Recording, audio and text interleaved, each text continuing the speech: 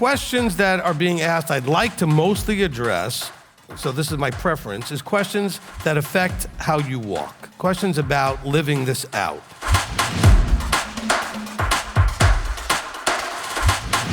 What he's always told me is, tell them that if they're doing what they're supposed to be doing, they'll be where they're supposed to be. But you need a teacher to teach you what it is you need to be doing.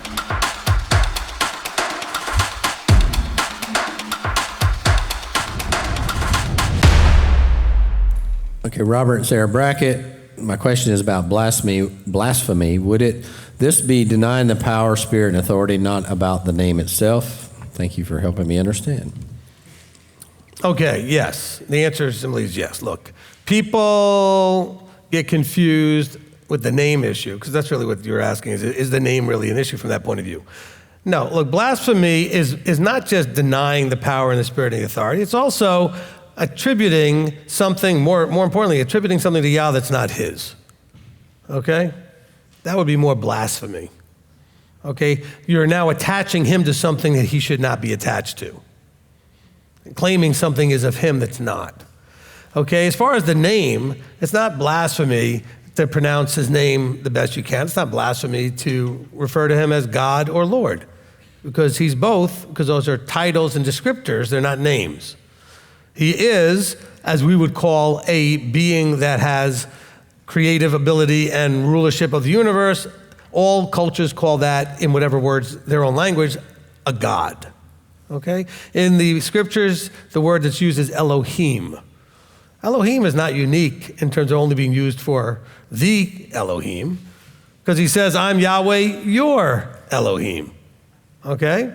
Well, saying he's our Elohim means that there are other Elohim, but he's the Elohim.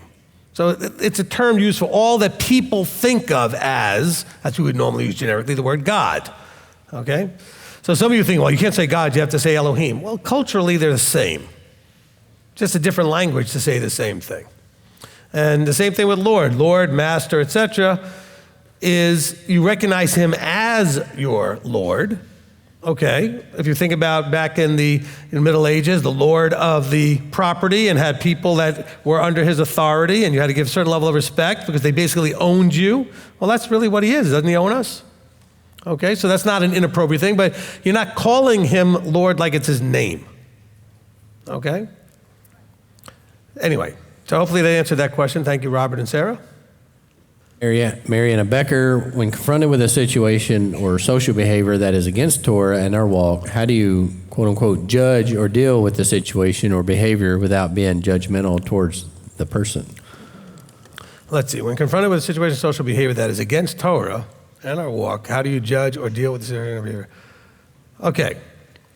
Let me start off with, if it's not you doing it and it's not directly being done to you, why is it your issue? Okay? So you're still coming from a very worldly and even mainstream sort of point of view that somehow we are responsible for what other people do. And we're not. Okay? So when you're confronted with a situation or social behavior that is against Torah, all you need to do is figure out whether or not you should be involved in it or not. That's using discernment, and judgment, that's not judging. Judging is when you label the person doing the behavior as evil, sinner, lost, this, that, whatever negative thing you want to label them with. You've judged them. As opposed to saying, that behavior is not something I need to be involved with. I don't know why they're doing it. I hope one day they grow out of it or whatever and stop doing it, but I probably need to not be involved in that. That's using judgment. I know this is challenging for people, but this idea between judging and judgment, maybe better to use the word discernment. Okay, you're assessing a situation and you're discerning whether or not it's something you need to be participating in. All right? Now, just remember when you're confronted with these things, okay, the last part of the question was, how do you do this without being judgmental towards a person? Well, don't think of them with a label. All right? A negative label.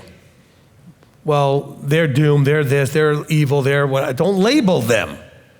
They're sinners, stop labeling. And then you won't be doing it in a judgmental way. Okay, it's not judgmental to see people doing some stuff and saying, I'm going to go that way because I probably shouldn't do those things. Now, if I don't try to judge the person doing it, I'm good. Because guess what? You used to do things that people would have judged you. And now look where you are. You've changed. You've grown.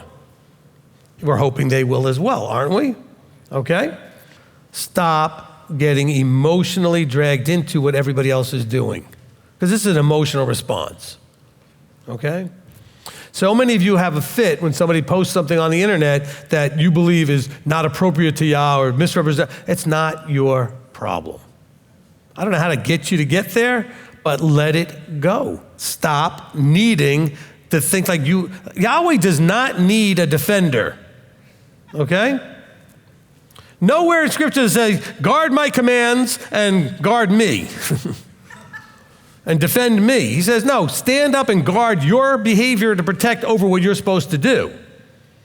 And so when you see something happening, you do that by either choosing to participate or not. That's using that filter of, am I guarding? You don't need to protect him. He's the king of the universe. You can hardly take care of yourself. Why are you trying to take care of him? Do you know what happens if things get really bad? He blows it all up and starts over. It's not a problem. He can use the rocks if he wants. As a matter of fact, we already know from Scripture, okay? So you know these things. We know this is not one of those things that no matter where you came from, as long as you use the Bible, you know this. You know he's going to allow this whole thing to completely collapse.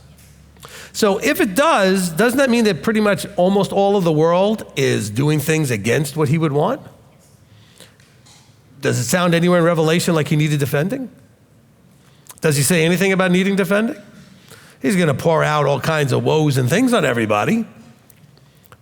But he doesn't need any help. You know, it's kind of like he says in the Psalms, where were you when I laid the foundation of the earth? Where were you when I made that person you're judging? Where were you when they were going through whatever led them to be that person where they are right now? You don't have no idea what their journey is, what their life has been, how they were raised, what they experienced, what they understand and don't understand. So let's not judge them. All right? Okay, sorry, I knew I needed to say more, so that was the more. Okay, next.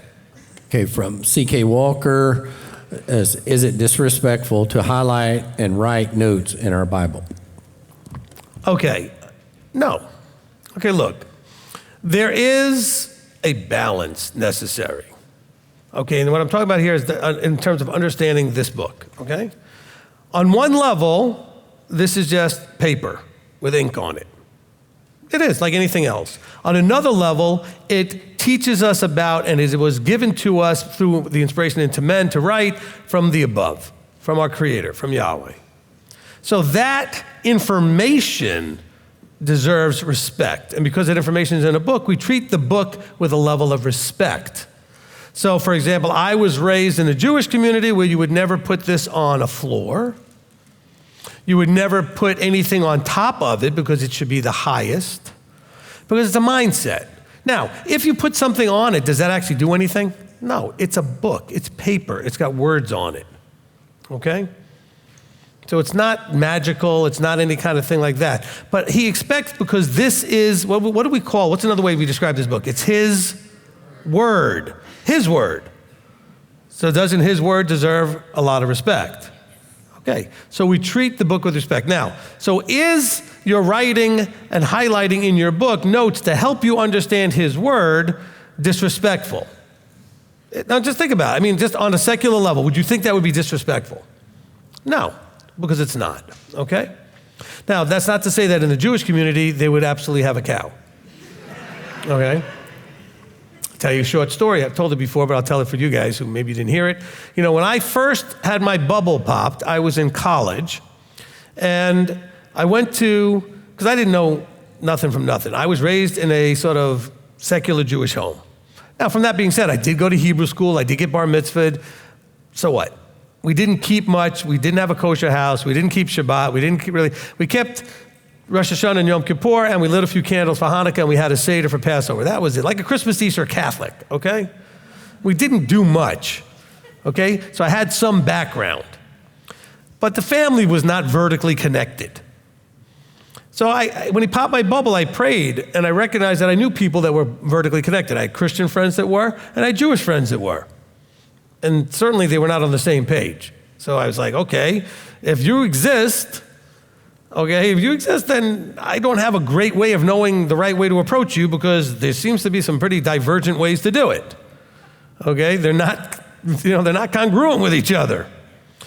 And so I was inspired to where basically he said, well, start with what you kind of know. Go talk to the rabbi and get some information from him as you begin your research into figuring out me. That's what he was telling me.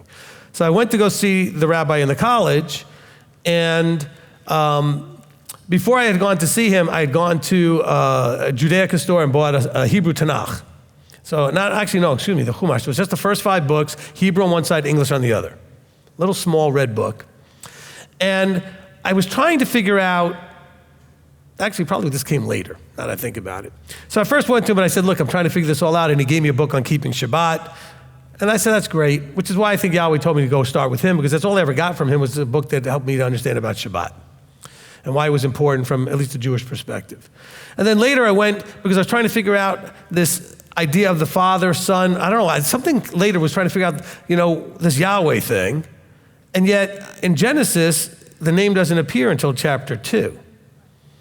And I was trying to figure that all out. So I took my little Chumash, and I took my yellow highlighter, and I highlighted where all the Yahwehs showed up. And I brought it into the rabbi, and I went to ask him a question, and he was like, because I highlighted not only in the book, but literally the Tetragrammaton. He was like, oi.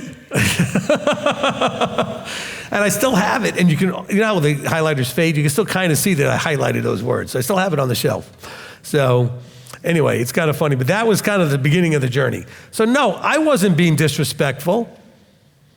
I was highlighting his name. His name should be highlighted. Maybe not with a highlighter, but I mean, it should be, highlighted. So, no, you're fine. It's not disrespectful. Look, I know, for example, some people that in the past have done something really cool and interesting. What they've done is they will listen to my teaching, and what they did was they would take the verse I started at, and then they would link it to the next verse, so they could actually follow. If they're looking at a verse, they can see, oh, that verse was part of that teaching, and then they can go and it points to the next verse that it would go to. So they literally have those kind of notes in their Bible. Okay, I don't take notes in my Bible. However, I have in the past written a word that I realized was a better translation.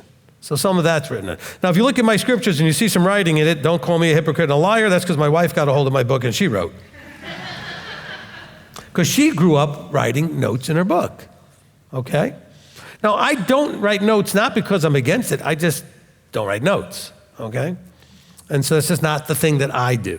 All right, so you will see in the scriptures a lot of the things in there, unless it's a word crossed out and a different word written in there, that was probably me. The other notes are not.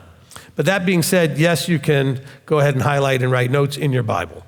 Okay, don't doodle pictures, don't do other things, be respectful. All right, this book, let's put it in really simple terms. It's an instruction manual.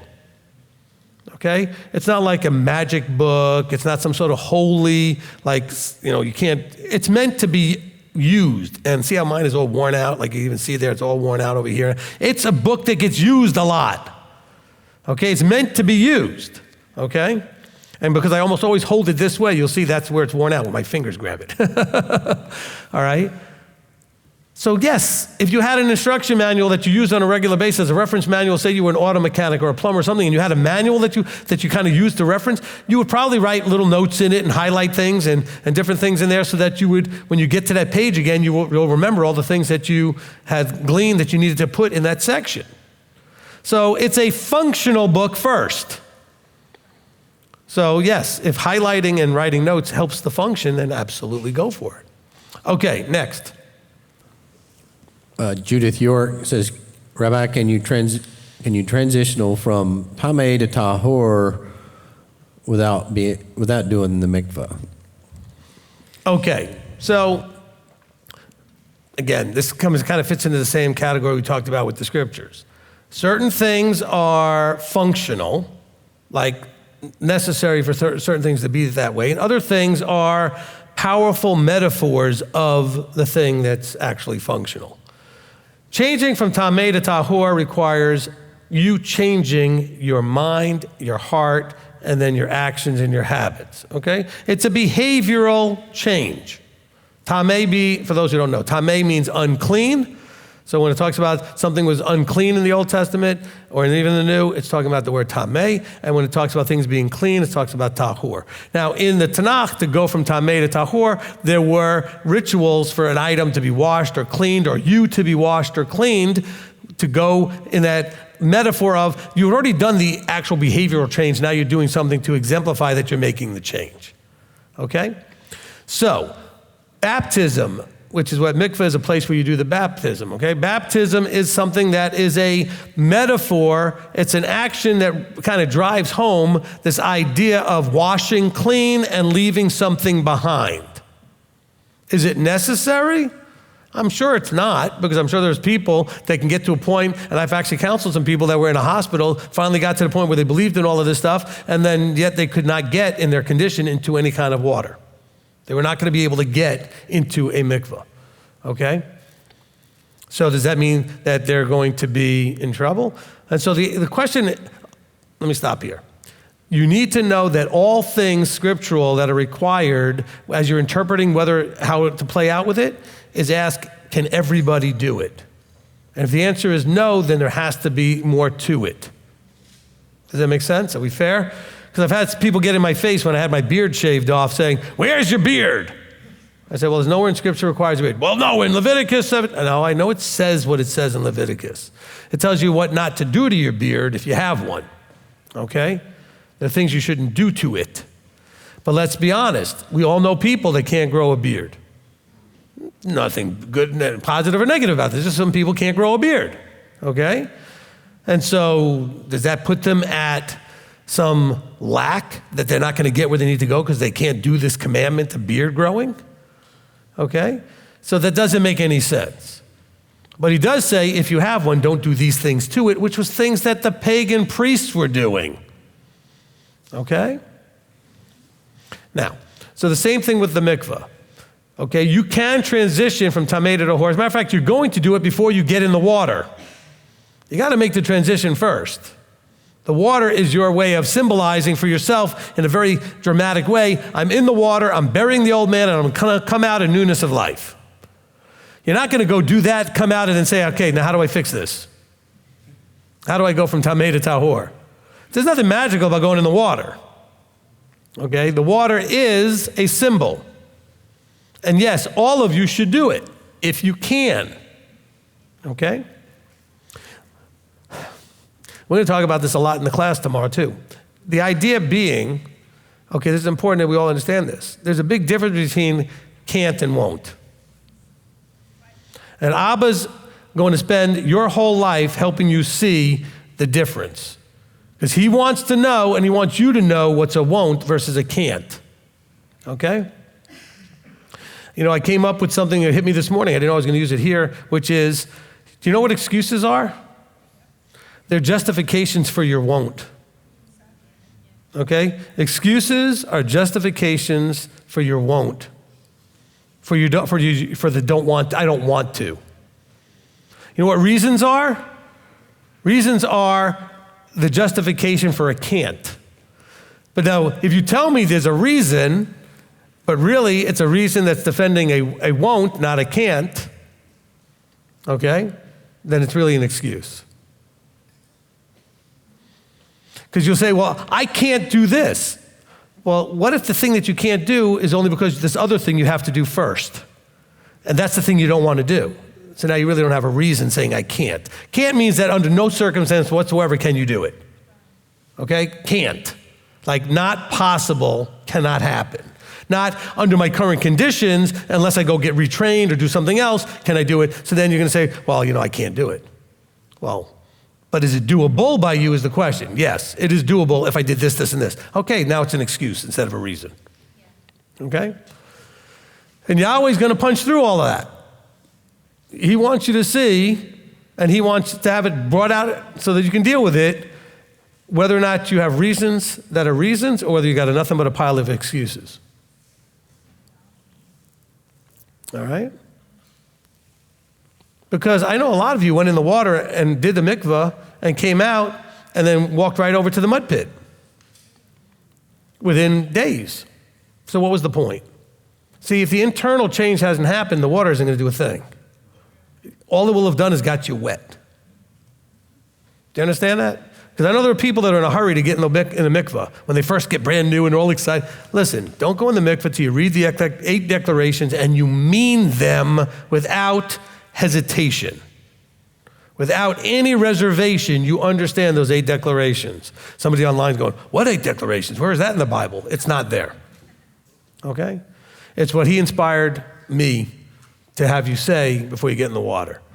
And I don't think anybody's ever come to me and told me they disagree with them. So if you want to know what they are, go on the website, m.t.o.i.org, under, where are they under? Under resources, okay? And then look for mikvah declarations. All right? And then you could read the 8 declarations. But those are declarations of an internal movement that's already happened, okay? And the commitments that you're going to make because of that change inside.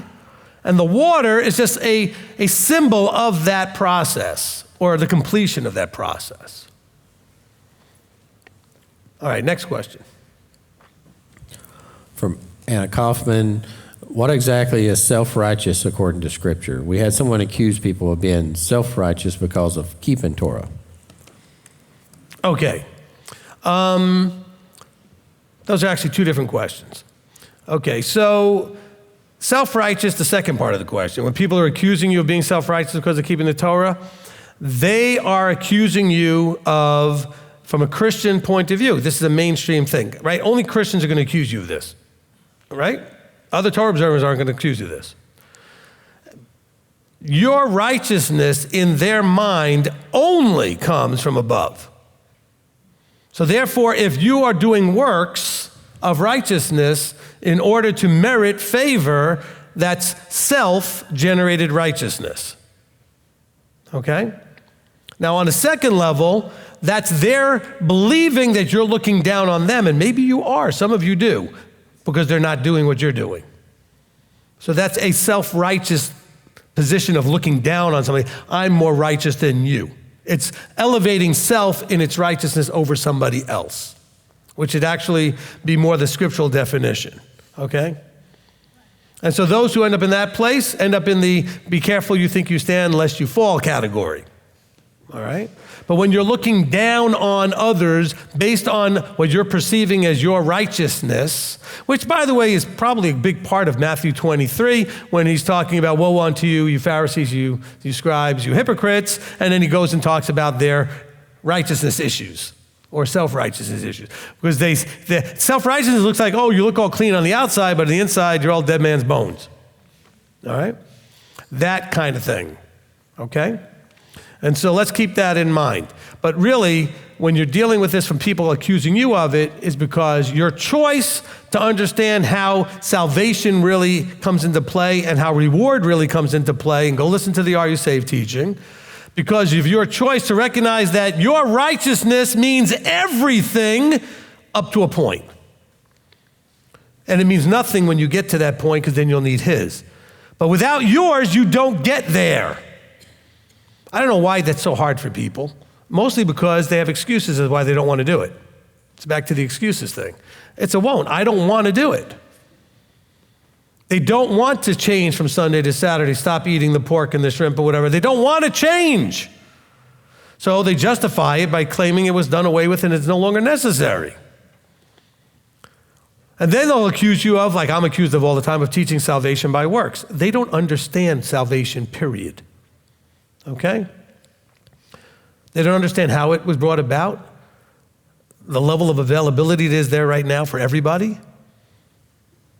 I mean, it's not rocket science, but the thing is, something so simple is so convoluted because of the world's taking over the message, starting with the Catholic Church and then all of its daughters, taking over the message.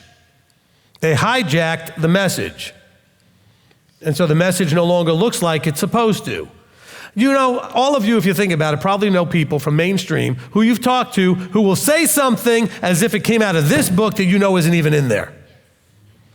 That's how bad the messaging is. They will literally, I remember helping to defend a first grader. The mother asked me if I could help with the daughter. The children in the school, the older children, were attacking the daughter because they said, you don't believe in the Bible because you don't do Christmas. And my answer is, you don't even know what's in the Bible because Christmas isn't there. Okay? What do you mean? The Messiah is born. There's no Christmas. Nobody ever keeps it in the book. Nobody ever celebrates it in the book. Period. Well, what about the wise men? They didn't show up when he was born. They saw the star when he was born, and they followed it to find where the kid was. By the time they got there, who knows how old he was already? I mean, traveling wasn't like they just got on a plane and flew over there. See, but we don't think about these things. Okay? They knew he had been born, and they were looking for him. So don't tell me any of this. See, but people, this is your advantage. Of course, you're going to be considered self-righteous for it. You're actually trying to know what this actually says. Okay, you're making an effort to really actually know what he said. Not what people said he said, but what he actually said. And that's what all the difference is. Look, and that's where the mainstream gets really bent out of shape, because they want to go into all kinds of reasons why they shouldn't keep the commandments, which is absurdity. Because now you're telling me that your creator being, who insisted for basically 4,000 years that people keep this stuff, decided, it was a bad mistake, I'm sorry. It's a waste of time. Which makes no sense. Okay? And yet, they want to claim that this rebellious son, who says, I only do what my father says, changed everything. You know? Oh, well, that was just for the Jews. Really? So your creator doesn't have something that's for everybody? I think what everything he does is for everybody. He may start with one group of people as a beta test, right? Israel was supposed to be that light on the mountain, on a hill that would shine, and people would say, what do you guys got going on over there? And then they would get introduced to the Creator, and they would get to have a relationship with him. And then everybody comes in. Doesn't it say somewhere that Yahweh's not a respecter of persons? But yet that's the way they want to treat it. Because either he was a respecter of persons with the Jews, as they would say, really he was all of Israel. Okay, Judah wasn't by himself at Mount Sinai. Okay? On the other side of it, they might want to say, well, no, he's a respecter of persons of us because we're after Messiah was born. We're special now. We're different. It's a lot of nonsense. People are people, period. There's no difference. There are people that believe that the Spirit was not even given until Acts chapter 2, and nobody before that moment had the Spirit. Really? Really? Go read the Old Testament and see that that's completely nonsense. There was a special, significant, for the launching of the apostles' ministry, there was a special manifestation of the Spirit pouring out.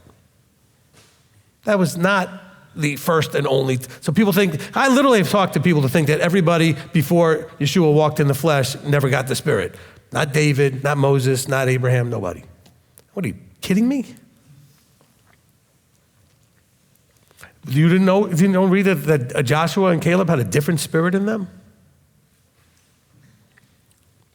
What spirit do you think that was? You know? And so this is where this thing gets a little just out of control and out of control. We have to understand these things, otherwise we're not going to understand anything. Which is why all of the teachings, if you're brand new and you're thinking, oh my gosh, what in the world is this guy talking about? I don't understand any of it, because it's not anything I've ever been taught in church. Yes, that's true. And praise Yah. Okay?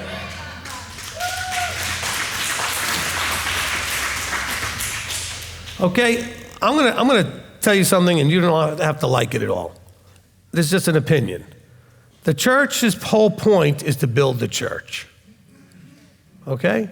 Our whole point is to build your relationship with your Creator. Totally different.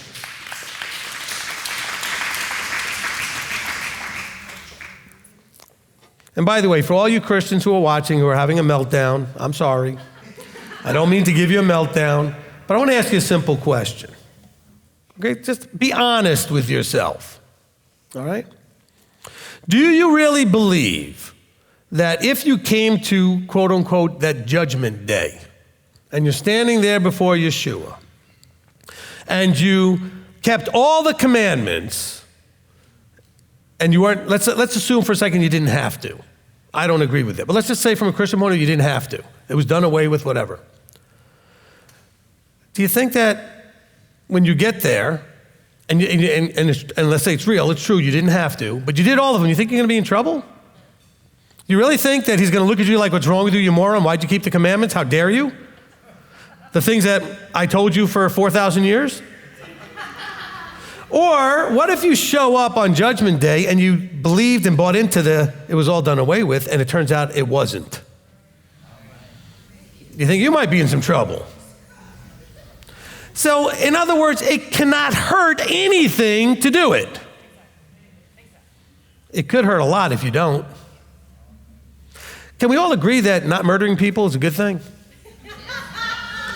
Even science agrees that not eating pork is a good thing. Okay? Can we all agree that resting on one day a week, and people say, well, I can rest any day, but you don't, so stop that nonsense. Okay? As a matter of fact, for Billy's sake, all of you that say that, you need to just shut up. Okay? You need to just stop saying that. Because you get all in and everybody says, well, I'm free to worship any day I want now, but you don't, so stop it. Okay? You're a liar and you're a hypocrite, so stop it. Because I know, I've heard this so many times in the last 40 years, and none of you do it. None of you do Sunday that way, none of you do Tuesday that way, none of you are doing a day. Every day, every week, consistently as your day. So don't give me all that. All right? And don't tell me Sunday's the Sabbath when you keep it for 45 minutes at your church. That's a short day. Okay? I love watching these Christian guys do their 10 commandments. When they get to the fourth one, I'm just waiting to see what they're going to say. The one thing that really was close, that was funny, was, I think it was John Hagee was talking about it. So he tried to convince everybody to do Sunday like they do Saturday. So give it a whole day. I said, okay, at least that's closer. Still the wrong day, but okay. But really, let's be honest. Do you really understand that you are putting yourself at much more risk to not do than to do? If you're a parent, or a child even, you can think about it. As a child, do you ever remember your parent getting mad at you because you did more, not less? No. Did that ever happen? Like you told your kid to clean their room, and they cleaned their room, and they also cleaned the bathroom, and they also cleaned something else, and you got all mad about it?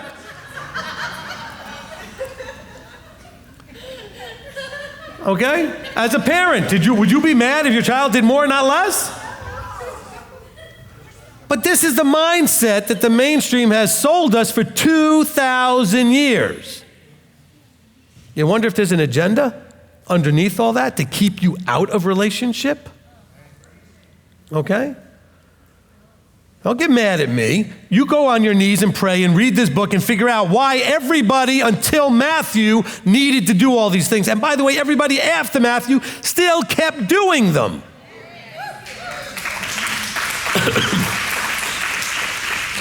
You show me anybody after Yeshua dies and is resurrected that is not going to the temple, is not keeping Shabbat, is not eating kosher, show me anybody not keeping the feast. Show me. They're all doing all those things.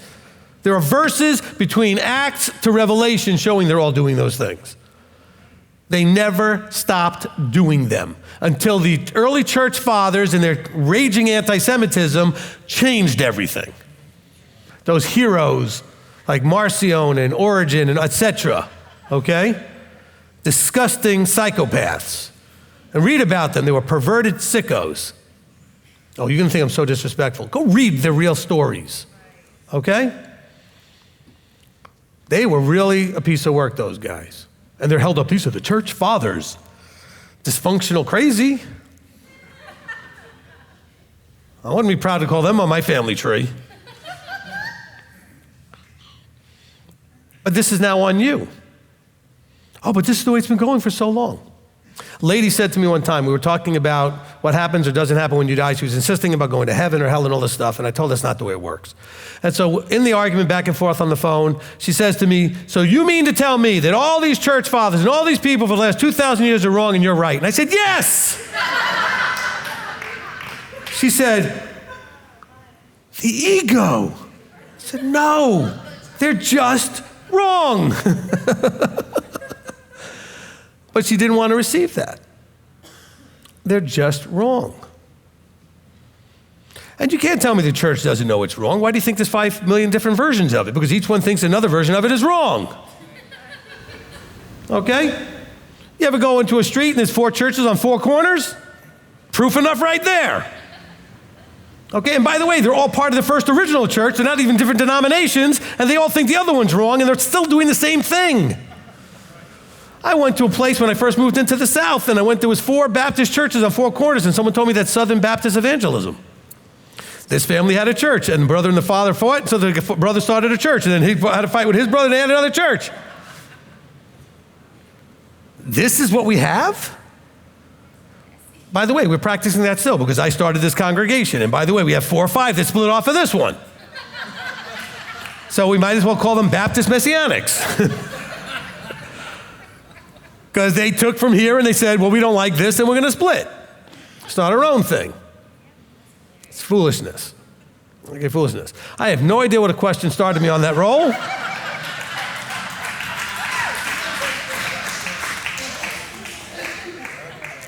Some people think like, well, we're going to do this Q&A thing. How could that be like really valuable? Because I may just go off in a mini sermon. You just don't know.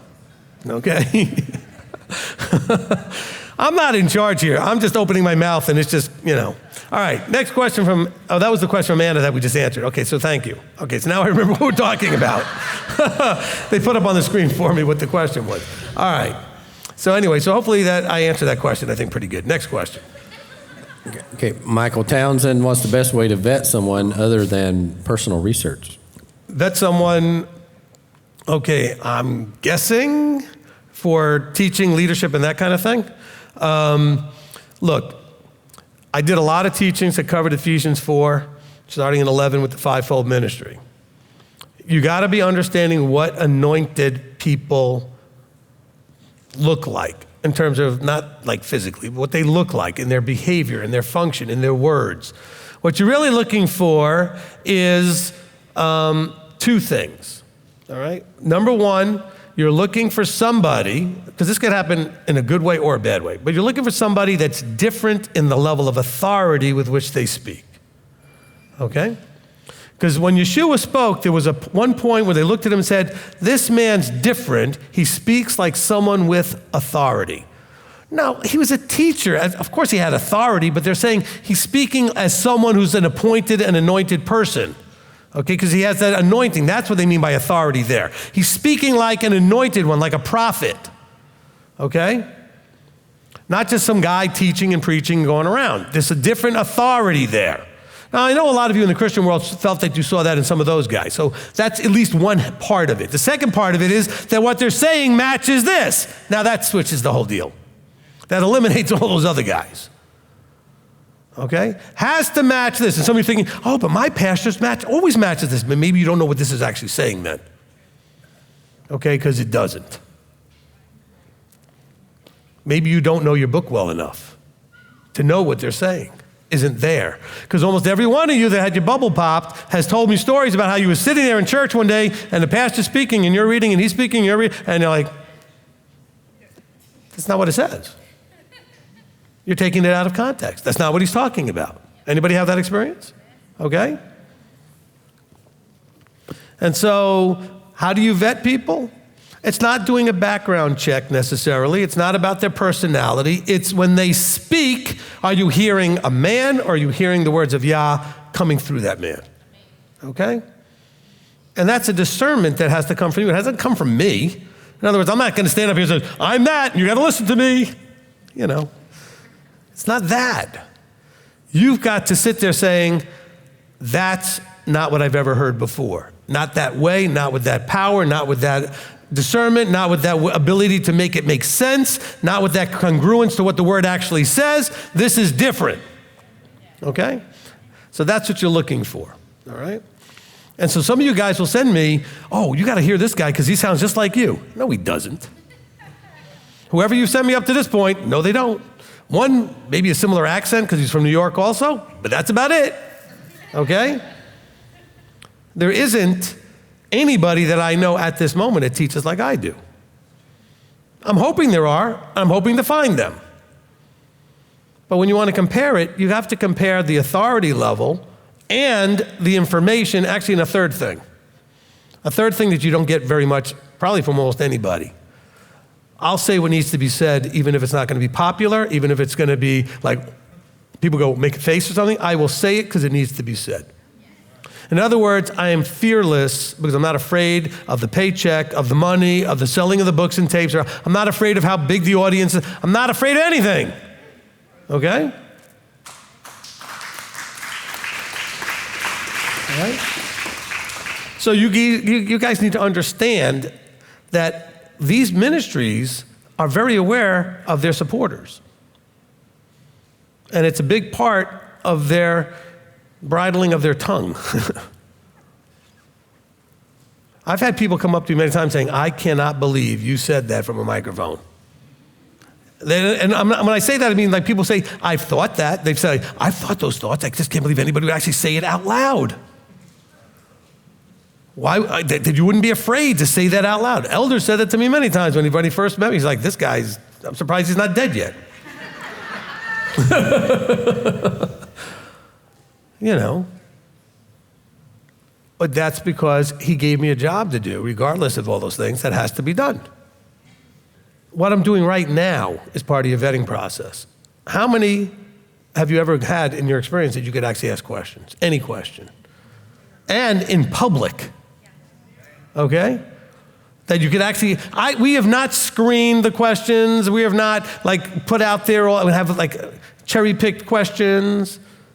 I'll take any question. I'm trying to screen out the things that are topics that are not relevant to the idea of what we're doing. But anything about how we walk this out, all these questions, I'll take anything. After I teach, same thing, take any questions. That's part of the vetting process. I don't remember ever having a pastor that took questions, okay? Unless you made an appointment and did it in private. Then you could ask questions. And the one time I had pastors that would take questions like at a Bible study, you had to write them out and submit them. And then they would only read whichever ones they wanted. Okay, but you had to write it down and submit it. This is part of the vetting. Okay, now I'm ready for the next one. From Kristen, says, Shalom, Rabbi. Can you please touch on the topic of carrying money on Shabbat? Is it forbidden to carry money on Sabbath? Okay. So now we're getting into some Talmudic understandings of the rules of Shabbat. Okay? There are, in Talmud, there's 39 things or categories of things you can't do on Shabbat. I'm not telling you to go look them up. They're not relevant necessarily to your walk. Okay? The question about money is more about why do you have money in your pocket? It's Shabbat. What do you need money for? So it's not so much that carrying money is a problem. If you're carrying money, why? Okay? There has to be a reason why. Now, I always carry money, but I don't ever spend the money I carry. That money that I carry is only for an emergency situation. If I buy things, I buy it without money. I use my American Express or whatever I use, and I pay that every month. Okay? I don't use cash for anything. I hold it for anything emergency that needs something right then. So when I carry money, it's not a temptation to spend it. So why is the question? Why are you carrying the money? Okay? Let's say you're carrying the money because you're going to services and you want to put it in the offering box. That's a good reason to carry money. Okay? So that's more the urgent thing situation than anything else. All right?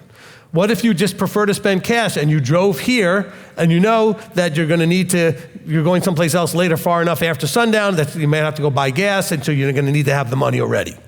So you may need the money for after sundown. And so wherever you're going, you're not going to be able to go back and put more money in your pocket. So you're going to carry it. So the question really has to do with why. The point is you're not spending money on Shabbat. We're not doing business and spending money on Shabbat. So carrying it is of no point otherwise, unless it's for, like I said, the emergency use, okay?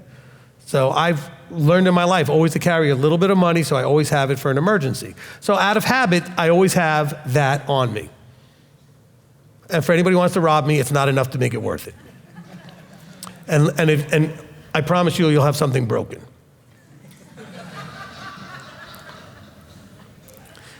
I look old, but trust me, okay? All right, wasn't always a rabbi. But just understand, these are the kinds of questions when you want to ask them, you have to ask what's underlying, okay? So Kristen didn't put the underlying, but it would really have to do with why you're doing it. Okay, next. So carrying money in itself is not a problem, okay? Anna Kaufman, does the common everyday Torah believer have the authority to prophesy, heal, cast out demons, proclaim that they have a quote-unquote word from Yah, or is that withheld only for those in leadership? All right. All I did was sigh, and you're all laughing. Look, I don't even know what to say, what makes a common everyday Torah believer, okay? I know there are a lot of people that claim that they're Torah believers. You don't know what anybody is. It doesn't matter what they claim, unless you're there with them 24/7 and watch what they do and actually see what they do. Okay, so we don't know what anybody does. So the question is not about authority. People just go out and do what they want to do. I see people, because they did in the church especially, they'll speak a word, they'll say they have a word, they'll try to heal and do all these other things, casting out, whatever else. This was only done by trained people in Scripture. You don't see an average person walking around doing these things. You see the apostles doing these things, and only after Yeshua told them, I've empowered you to do these things. Okay? Now, of course, Christianity has completely convoluted the idea that anything that was told to the apostles is the same for us. No, you weren't trained like they were for a specific task and job that they were trained for. So no, that doesn't work that way. So I would say that I would be concerned about prophecy, words from Yah, and any kind of other stuff coming from somebody that doesn't come from an anointed position. I would be concerned. I'm not saying it's not possible or how that could work. I'm just saying I would have concerns. I would especially for the last one. So much damage has been done in people's lives in the context of, I have a word for you from above. Especially if you buy into it. I've seen people marry people they shouldn't because of that. I've seen people make all kinds of other life choices because of that. Again, we'll go back to shut up. Okay? Yeah, Billy's giving me a 2 sign. That's 2. Actually, I said it twice in the first time, so that's 3 probably. So, and actually, I was telling about a song from the 70s or 80s that you should all remember. I told them, shut up in your face. Okay? Anybody remember that song? Okay, 10 of you. Okay, good. Go look it up on YouTube. Not now. It's a funny song. Okay? So, instead of saying shut up now, I'm saying, shut up, you face. Okay, now he's giving me a 3 sign. Okay. All right. Next question. Okay, Judy B. says, can you explain why Yeshua was cursed or he needed to be cursed for our sake? Deuteronomy 21:23 and Galatians 3:13. Okay. Now, I'm going to do something again. I'm going to pause, go back to the other question just for half a second. Don't change the screen. I just want to really be clear. The people that come to you with, I have a word from Yah, are probably, it self-aggrandizes them, okay? It makes them feel good to bring you that word. It makes them feel useful and important and this and that and the other thing, okay? So if that's you doing it, you may want to examine why you feel like that's what's happening. Okay, now, let's get to this question. Can you explain this? Yes, I can. Next question. You just asked if I could explain it. All right, so the question is why Yeshua was cursed. he was not cursed. What he did was he took upon himself the curse we were supposed to get, which was death. Okay? So it's not that he was cursed. All right? What he did, and that's why we see it in Deuteronomy and in Galatians, he took the curse. What's the curse of sin? The negative result is the curse, right? The negative result is death. He took that upon himself. Answer this next question. Mic drop. Okay? Simple question. Okay, from Shelley Bell. It says, Rabbi, I know two can't walk together unless they agree, and we are not to be unequally yoked. Would this also be referring to whether they are under the same Torah teacher? Oh, it'd be 100% that, because what does yoked have to do with, right? It's unequally yoked. Yoking is a instruction. In other words, you are yoked into a teacher and their instruction. Yeshua says, my yoke is light. All right? This was a discipleship idiom in the day of Yeshua. The idea of yoking. Okay? So yes, if you are under two different rabbis, two different Torah teachers, you are not going to have the same teaching, you're going to be unequally yoked. Okay? That's going to challenge your relationship. Because something's going to come up that one wants to do that the other thinks is totally fine, and the other one thinks it's not totally fine based on their teacher. And now you have a conflict. This is why when I counsel you for marriage, and everybody out there, please pay attention to this.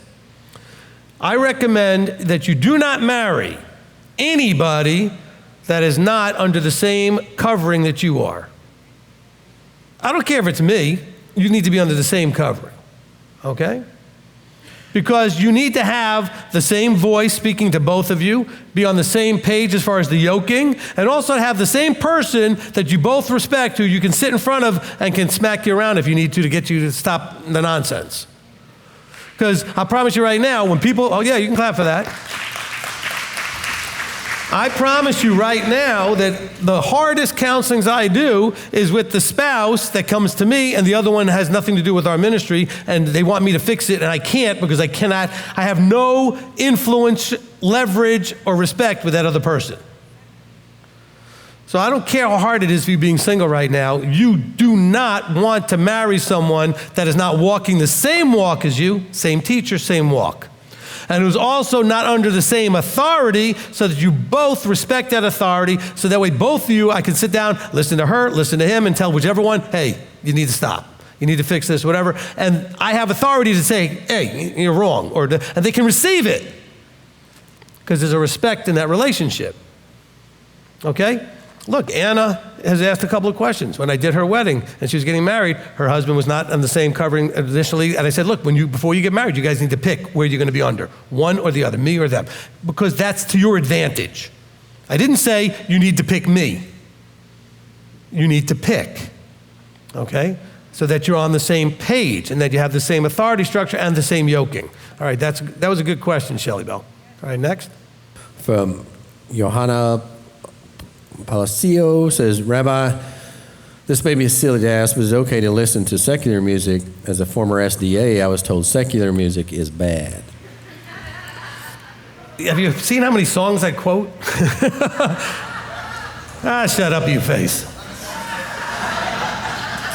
There you go, 4. All right, so look, let's understand that Billy says 4, Sarah Beth says 5. All right. She's a daughter, I'll go with the 5. Okay, so, look, the thing of the matter is, just like the previous question, you can, when it comes to the Torah, you can listen to lots of teachers. You have to have a teacher. You can listen to all kinds of different music. It's a matter of what level of authority are you giving that music? What level of influence are you giving that music, okay? Just like you can listen to other teachers, but what level of influence are you giving those teachers? Now, by the way, the same challenge is in both. You can listen to somebody a lot or listen to certain types of music a lot, and it will influence you. Okay? Listen to it occasionally, it might not influence you at all. I'm just saying, bear in mind, it's how you're opening up the level of influence is what really matters. Okay? So let's say you listen to another teacher other than me and you listen to this other one occasionally, that's fine. But if you listen to somebody almost as much as you listen to me, you're going to be influenced by both of us, right? You can't help it. Okay? And so when it comes to secular music, I listen to secular music. I listen to a wide variety of music. I listen to jazz instrumental music. I listen to rock and roll music. I listen to, all kinds of different stuff, okay? Some of it softer, some of it louder. It just depends on where my mood is at the moment and what I'm trying to do. Certain music I play because I'm not going to actually listen to it because I know it so well, but it's going to take my ADD and put it in check so I can get something done. So then I go to the old familiar 80s music or some jazz music that I know very well, so it plays. I don't have to think about it. I'm not trying to pay attention to it. That's me. But if it's something that you're going to find yourself just singing along, by the way, how many songs did you actually go and look at the lyrics that you've been singing? It might scare you to know what you've been singing. Okay? My daughter did that, I think, to my wife once, or my son did, and she was like, what? Because you just don't realize. You just get caught up. The song's got a good rhythm and beat to it, and you're singing along, and you have no idea what you're actually saying. Good news is it's probably not influencing you a whole lot if you have no idea what you're saying, okay? It's when you're saying it, knowing what you're saying, and you're really into it, that it has a lot of a stronger influence on you, okay? So just keep that in mind. All right, next question. From Beta says, a verse that talks about eating a kid in its mother milk, could it be understood to mean that not to eat any young, still nursing, as in its mother's milk?